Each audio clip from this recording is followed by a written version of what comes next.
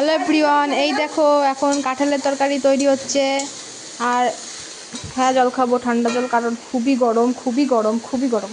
এতটা রোদ বাইরে যে মানুষ এক পা বের করতে পারছে না বাইরে। আমার মা আমাকে অনেকক্ষণ থেকে ডাকছে, আমি অনেকক্ষণই পিসির বাড়িতে আছি, তো একটু শুনে আসি মা কি বলছে। এই দেখো এতটা রোদ, কি বলবো। এই দেখো বন্ধুরা, আমার মা আচার বানিয়েছে, আমের আচার। এখন এটাকে রোদে দেওয়া হবে, তাহলে ঠিক হবে আচারটা ভালো করে। আর এখন আমার মা জল ভরছে, দেখো কতটি বোতল নিয়ে বসেছে, কারণ প্রচণ্ড জল লাগে গরমের সময়।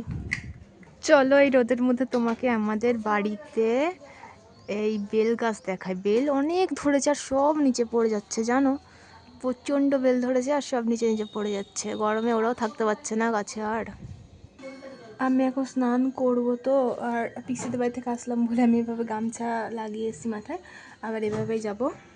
তো চলো পিসিদের বাড়ি যাওয়া যাক।